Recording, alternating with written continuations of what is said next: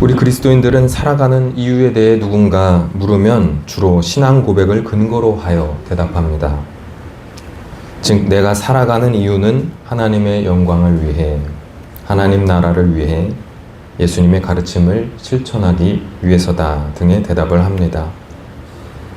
왜냐하면 그리스도인들은 예배나 기도, 말씀, 묵상 등을 통해 자신의 삶에 대해 뒤돌아보고 성찰하는 계기를 많이 가지기 때문입니다. 그리스도인이 아닌 사람들은 조금 다릅니다. 그러한 성찰의 시간을 잘 갖지 않는 경우가 있기에 자기 삶의 이유에 대해 생각해보는 계기나 여유가 없는 경우도 많습니다.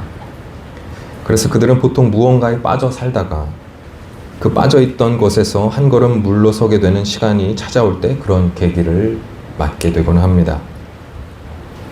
하지만 그렇다고 해서 그런 순간을 비그리스도인들만 경험하는 것은 아닙니다. 우리 모두 한 번 이상씩은 그러한 계기를 만나본 적이 있을 것입니다.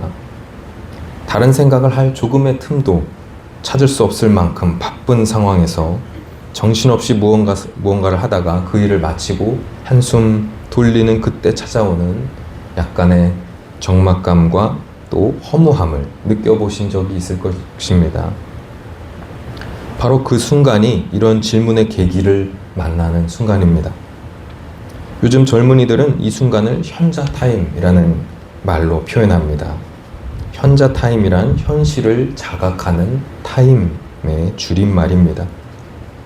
이 말의 뜻은 주로 현실에 대한 허무함이나 상실감을 피부로 느끼는 순간을 의미했는데 어느 순간 그 의미가 조금 더 확장되어서 요즘에는 무언가 빠져 열중하고 있다가 그 열중하는 상태로부터 한 걸음 물러나서 자신이 처한 상태에 대해 다른 각도의 시선으로 되묻게 되는 상황을 의미하는 말로도 사용되고 있습니다.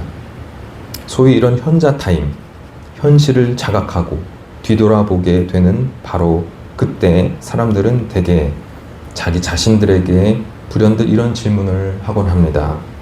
내가 이걸 지금 왜 하고 있지? 내가 지금 이것을 하고 있는 이유는 무엇이지? 이 질문은 사실 바로 오늘을 살아가는 현대인들 뿐만이 아니라 고대 우리 조상들도 했던 아주 오래된 질문이기도 합니다. 그만큼 이 질문은 인류에게 아주 가까우면서도 꽤 무겁고 근본적인 질문이기도 합니다. 왜냐하면 지금 내가 이걸 왜 하고 있지? 라는 질문은 좀 더 깊게 들어가면 결국 나는 무엇 때문에 이렇게 열심히 살아가고 있지? 라는 질문으로 귀속되기 때문입니다. 많은 사람들이 한 번쯤 자신에게 이런 질문을 던지곤 합니다. 나는 무엇 때문에 살아가고 있지? 몇 해 전 이 세상을 떠난 가수 고 신해철 씨도 이런 질문에 답을 얻기 위해서 철학과에 갔었다고 합니다. 그리고 세월이 흐른 후에 가수 활동을 하면서 이 질문에 대해 나름대로 답을 얻었다고 했습니다. 그것은 바로 인생의 목적과 의미는 행복이라는 것이었습니다. 많은 사람들이 신해철 씨와 같은 결론이나 비슷한 결론에 도달하고 있습니다. 당신은 무엇 때문에 사느냐? 라고 물었을 때 대부분의 사람들은 행복하기 위해서라고 말합니다. 아마 이 세상에 지각이 있는 동물 대부분은 어느 정도 이 대답에 해당할 것이라고 생각합니다. 실제로 대부분의 동물들은 각자 고통과 괴로움을 피하려 하고 행복이나 쾌락을 목표로 살아가고 있습니다. 그것이 본능이든 어떤 의지적인 행위이든 말입니다. 인간의 경우도 크게 다르지는 않습니다. 많은 사람들이 행복하기 위해 살아갑니다. 행복을 추구하며 그것을 목표로 삼아 살아갑니다. 자신의 삶이 괴롭고 힘들기를 바라거나 그렇게 되기를 목표로 살아가는 사람은 거의 없습니다. 이왕 태어나 살아가는 것, 행복하게 살기를 원합니다. 그렇다면 그리스도인들은 어떨까요? 그리스도인이 신앙생활을 하는 목적과 의미란 무엇일까요? 이 질문에 대해 아마 대부분의 신앙인들 역시 자신들의 행복과 크게 동떨어진 대답은 하지 않을 것입니다. 각자의 대답은 조금씩 다를 수 있겠지만 그 답 속에서 발견되는 중요한 동기의 일부는 아마 행복일 것입니다.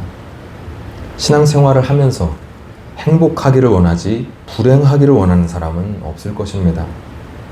우리가 신앙생활을 하는 이유 속에는 우리 자신의 행복 추구가 어느 정도 포함되어 있습니다. 인간의 삶의 목적에서 매우 중요한 것이 바로 이 행복의 추구이기 때문입니다. 그런데 사람이 행복하게 사는 게 그리 간단하지 않습니다. 갖춰야 할 조건이 참 많습니다.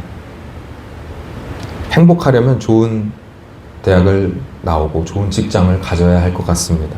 그래야 경제적으로 안정된 생활을 할 수 있을 테니까 말입니다. 그뿐 아니라 좋은 배우자를 만나 멋진 사랑을 할 수 있어야 정말 큰 행복을 맛볼 수 있을 것 같습니다. 하지만 이런 좋은 조건들을 잘 갖추는 것들은 쉽지만은 않습니다. 그런데 이 상황을 더 복잡하게 만드는 것이 있습니다. 바로 성경의 가르침, 예수님의 가르침입니다. 특히 예수님은 마태복음 5장에서 6장을 통해서 예수님은 내가 좋아하는 것, 내가 끌리게끔 만드는 것, 나의 배를 불리는 것들을 경계할 것을 가르치셨습니다. 예수님은 자기 육신의 정욕을 쫓지 말라고 말씀하셨습니다. 예수님은 그것에서 돌이켜 거룩하고 온전하라고 말씀하셨습니다. 그리고 이웃을 용서하고 사랑하라고 말씀하셨습니다. 나만의 이기적인 행복만을 추구하지 말고 자기 자신을 사랑하듯 서로 섬기며 살라고 말씀하셨습니다. 이런 가르침은 세상에서 말하는 행복을 추구하는 방식과는 거리가 있는 길입니다. 세상은 자신의 쾌락과 즐거움과 편의와 행복을 위해 달려가라고 부추깁니다. 그리고 그 과정에서 다른 사람을 필요하다면 이겨야 한다 말합니다. 이에 반해 예수님의 가르침은 어떤가요? 탐욕과 경쟁을 경계하라는 것, 그리고 남을 섬기며 사랑하라는 것, 즉 한쪽 뺨을 맞으면 다른 한쪽 뺨도 들이대라는 것, 겉옷을 달라고 하면 속옷까지 내어주라는 것입니다. 이러한 예수님의 가르침대로 사는 것은 손해보는 장사지 결코 이익을 남는 장사는 아닙니다. 그러나 우리는 예수님의 제자이고 종이니 예수님의 가르침을 따라야 하겠죠. 하지만 좀 망설여집니다. 왜냐하면 예수님의 가르침은 앞서 말씀드렸듯이 인내와 헌신을 요구하기 때문에 나의 행복과는 거리가 있는 것 같기 때문입니다. 이기심으로 가득 찬 이 세상에서 생존하기 위해서 우리는 나와 내 가족의 이익과 행복을 먼저 챙겨야 할 것 같습니다. 하지만 그게 다가 아니라는 것을 우리 또 잘 압니다. 이것이 우리를 갈등에 빠뜨립니다. 사람은 행복하게 살아야 합니다. 하지만 우리는 예수님의 가르침대로도 살아야 합니다. 우리는 행복하게 살면서도 예수님의 가르침대로 살 수 있을까요? 우리는 이 두 가지 사이에서 어떻게 해야 할까요? 이에 대한 답을 성경에서 찾기 위해 우리는 삭개오를 다시 볼 필요가 있습니다. 누구보다 행복해지기를 원했으나 많은 콤플렉스와 단점 때문에 외로웠던, 그래서 독해질 수밖에 없었고 그래야 동족에게 등을 돌려야 했던 한 남자. 그러나 결국은 진정한 행복의 실마리를 찾았던 사람, 그가 바로 세리장 삭개오입니다. 물론 제가 지금 방금 말씀드린 것들은 성경에 기록되어 있는 묘사는 아닙니다. 하지만 우리가 삭개오의 이야기를 읽을 때 우리는 그가 세리장으로서 어떠한 삶을 살았을지 어느 정도 추측해 볼 수 있습니다. 그는 경제적으로 성공하고 싶은 사람이었을 것입니다. 자신의 결핍이나 약점들을 남보다 많이 가지는 것으로 극복하고 싶어 했던 것 같습니다. 그래서 그는 그렇게 정죄받는 직업임에도 불구하고 로마에 빌붙어서 동족의 피를 빨아먹으며 재산을 모았던 것입니다.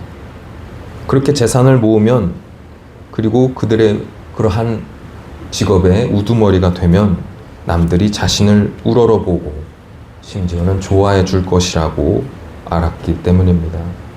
그러나 결과는 정반대였습니다. 로마에 충성하면서 주머니 사정이 좋아지고 재산이 불어날수록 그의 주변에는 사람이 떠났을 것입니다. 당시 세리들은 세금을 거두면서 중간에 불이한 이익을 챙기는 경우가 굉장히 많았기 때문입니다. 그래서 그에게 잘 보이려고 하는 사람도 많았겠지만, 그러나 진정한 친구는 만들기가 어려웠을 것입니다. 그의 재산과 권력을 이용하기 위해 접근하는 사람은 많아졌을 것이지만 진실한 관계를 맺을 수 있는 벗은 없었을 것입니다. 그래서 그는 아마도 외로운 사람이었을 것입니다. 그리고 그는 그 외로움과 공허함을 달래기 위해 또다시 돈에 집착하는 악순환을 반복했을 것입니다. 하지만 그것이 삭개오를 행복하게 해주지 못했습니다. 그 공허함과 외로움은 이 세상의 어떤 물질로도 채워지지 않기 때문입니다. 그런데 사람은 이상한 존재여서 자신의 만족이 채워지지 않으면 그 채워지지 않을수록 계속 다른 것들을 붙잡으려고 합니다. 삭개오도 마찬가지였습니다. 그가 세리장으로서 세상의 것들을 움켜쥐면 움켜쥘수록, 붙잡으면 붙잡을수록 삭개오 주위에는 사람이 없었고 마음은 허전해져 갔습니다. 이후 그는 자신의 영혼에 난 구멍을 메우고 싶었습니다. 하지만 세상의 다른 것들로는 그 구멍이 메워지지 않았습니다. 그는 예수님을 만나고 난 후 그 구멍을 메울 수 있었습니다. 외로웠던 삭개오는 예수님의 소문을 듣고 솔깃했을 것입니다. 예수님은 그 사람이 어떤 사람이든 누구와도 친구가 되어주신다는 소문을 들었기 때문입니다. 아마 삭개오는 그런 사람이라면 나도 한번 만나보고 싶다라는 마음이 들었을 것입니다. 그는 예수님을 만나고 싶었습니다. 그래서 그는 예수님을 보고 싶은 마음, 그 영적인 갈망을 가지고 돌무화과 나무에 올라가서 예수님을 바라보았습니다. 그렇게 해서라도 예수님을 한번 보고 싶었습니다. 그럼 그에게 놀라운 일이 생겼습니다. 예수님이 그를 알아보시고 그에게 먼저 다가오신 것입니다. 그때 그는 자신의 이름을 부르면서 진짜 자신의 친구가 되어주시는 예수님을 보고 감동하게 됩니다. 삭개오의 마음을 꿰뚫어 보신 예수님은 삭개오에게 진실한 마음으로 다가가셨습니다. 이때 삭개오의 마음이 어땠을까요? 속된 것이 성스러운 것과 만날 때 일상적인 것과는 구별되는 특별한 감정이 일어나게 됩니다. 우리가 성령을 체험할 때 갖게 되는 그러한 감정들 말입니다. 삭개오도 예수님을 만났을 때 그러한 강렬한 느낌을 받았을 것입니다. 경외감, 그리고 자신의 집착에 대한 부끄러움, 따뜻함, 떨림, 그리고 이렇게 살면 안 될 것 같다는 뜨거운 무언가, 그러한 결단이 그의 마음을 흔들어 놓았을 것입니다. 그는 자신이 헛된 것을 붙잡으며 살았다는 것을 깨달았습니다. 그는 자신의 행복 추구가 지금까지 왜곡되어 왔다는 것을 깨달았던 것입니다. 그래서 그는 예수님의 말씀대로 살고자 하나님과 이웃을 섬기는 거룩한 결단을 하였습니다. 그는 이러한 깨달음을 주신 예수님에게 제 소유의 절반을 가난한 자들에게 주고 만일 누구의 것을 속여 빼앗은 것이 있으면 4배 갚겠습니다 라는 놀라운 말을 하게 됩니다. 그것은 궁극적인 행복, 영원한 행복, 진짜 행복을 위한 첫걸음이었습니다. 예수님은 삭개오의 말을 들으시고는 삭개오의 집에 구원이 이르렀다고 하셨습니다. 그것은 삭개오가 구원의 길에 들어섰다는 것을 말하는 것입니다. 삭개오가 움켜쥐고 있었던 것, 자신이 집착하며 붙잡고 있었던 것, 즉 자신이 주인 삼았던 것을 내려놓고 더 중요한 것을 붙잡았을 때 그 구원의 길이 시작되었습니다. 삭개오는 예수님을 만난 이후에 알게 된 것입니다. 진정한 행복은 바로 덜 중요한 것을 내려놓고 더 중요한 것을 붙잡을 때 맛볼 수 있다는 것을. 여기서 말하는 더 중요한 것은 무엇입니까? 바로 예수님입니다. 예수님을 붙잡는 것이 제일 값진 것을 붙잡는 것입니다. 예수님을 붙잡는 것이 진짜 행복, 영원한 행복에 이르는 길입니다. 왜냐하면 예수님을 붙잡을 때 나는 나의 진짜 목적지인 하나님 나라를 향해 걸어가게 되기 때문입니다. 아니, 그 순간 하나님 나라 안에 주님과 함께 동행하며 살아가게 되기 때문입니다. 삭개오는 이 진리를 깨달았습니다. 삭개오는 결국 진짜 행복은 진리의 길, 구원의 길에 들어서는 것이고, 그것은 나의 행복과 분리되어 있는 길이 아님을, 따로 떨어뜨려 놓고 생각할 수 없는 것임을 깨달았던 것입니다. 우리가 예수님을 붙잡고 진리의 길을 걸을 때 우리는 참 평안과 행복을 누리게 됩니다. 그리고 그것이 하늘의 상급과 참된 자유로 이어집니다. 우리는 이것을 명심해야 합니다. 우리들은 쉽게 진리와 행복은 별개의 문제라고 생각하고는 합니다. 하지만 그것은 결코 별개의 문제가 아닙니다. 진정한 행복은 자유와 관련된 것인데, 그것은 진리를 통해서, 예수님을 통해서 가능하기 때문입니다. 그렇게 우리에게 죄와 악으로부터 자유를 주시는 예수님을 붙잡을 때 참 행복을 누리게 됩니다. 왜냐하면 그분이 십자가 보혈의 은혜를 통해 죄와 악으로부터 우리를 구원해 주시는 주이시기 때문입니다.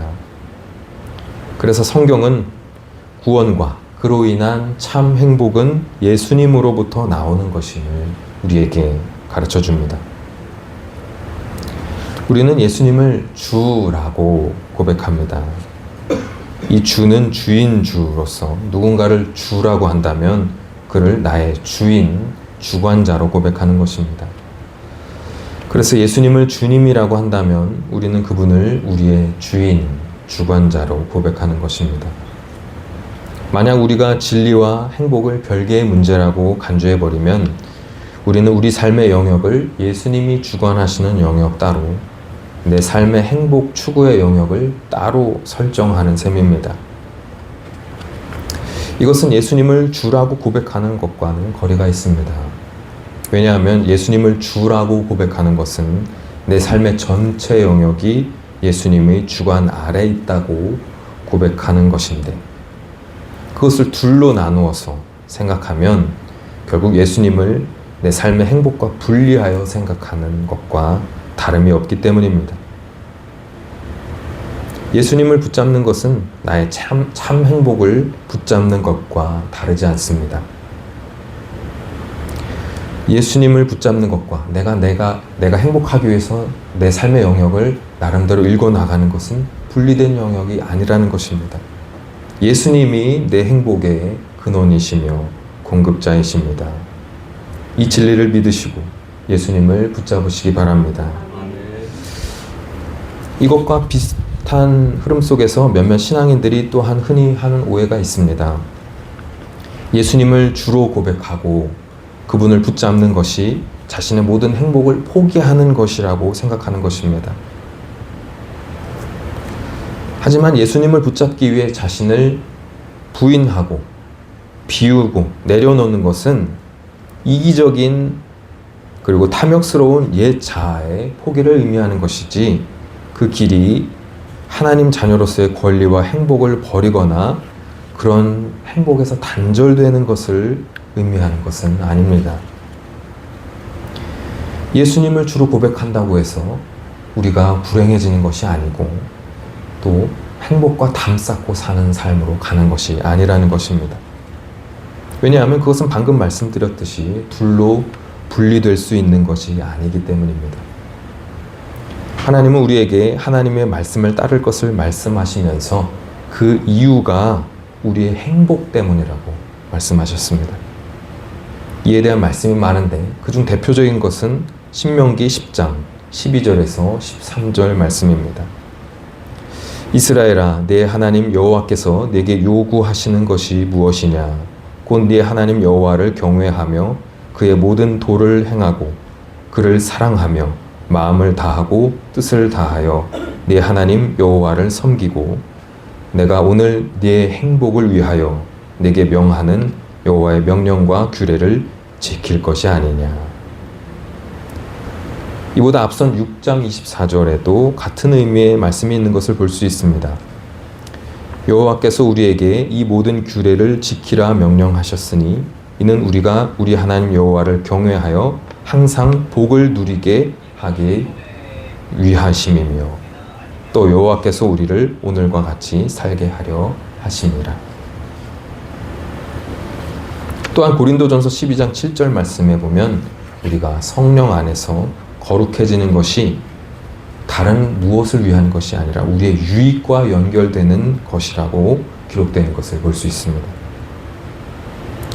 이 밖에도 주님의 말씀 안에 거하고 그것을 붙잡는 것이 우리의 행복과 유익에 관련된 것이라는 말씀은 신명기 32장 47절, 이사야 48장 17절 등에서도 찾아볼 수 있습니다. 하나님은 왜 우리에게 이런 말씀을 하시는 것일까요? 거룩과 행복, 이것들은 원래부터 분리될 수 없는 것이기 때문입니다. 거룩 없는 행복은 거짓되며 행복 없는 거룩은 맹목적입니다.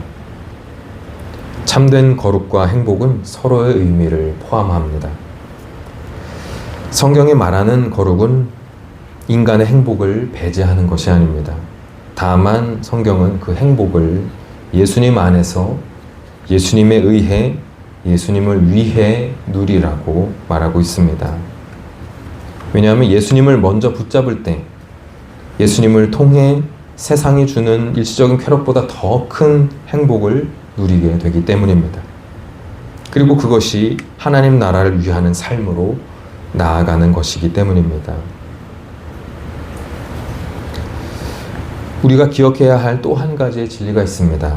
그것은 우리가 세상의 일시적인 행복이 아닌 영원한 행복을 택할 때 주님께서는 다른 것들도 선물로 주신다는 것입니다. 오늘 읽은 두 번째 본문인 마태복음 6장 33절을 보면 주님은 먼저 하나님의 나라와 주님의 의를 구하면 우리에게 필요한 다른 것들을 주신다고 말씀하셨음을 볼 수 있습니다. 그런즉 너희는 먼저 그의 나라와 그의 의를 구하라. 그리하면 이 모든 것을 너희에게 더하시리라. 먼저 하나님 나라와 의를 구한다면 우리에게 행복을 주신다는 것이 주님의 말씀입니다. 우리가 주님의 통치와 말씀에 순종하며 믿음으로 살아갈 때 그분은 우리에게 많은 것들을 더해 주십니다.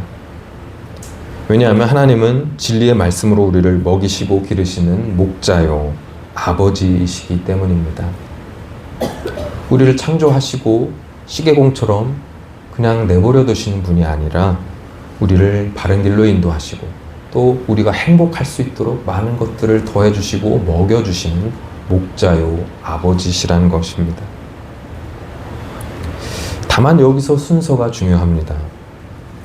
주님은 먼저 그의 나라와 그의 의를 구하라고 말씀하셨습니다. 내가 행복해지기 위해 이것저것 하다가 하나님의 말씀도 믿어보는 것이 아니라 그 모든 것 이전에 먼저 하나님의 나라와 의를 구하라는 것입니다. 그럴 때 주님은 우리에게 다른 것들을 더하여 주십니다. 이러한 참 믿음에 의해 우리는 참 행복을 누리게 됩니다. 참 행복이라는 것은 영원한 행복을 의미하는 것이고요.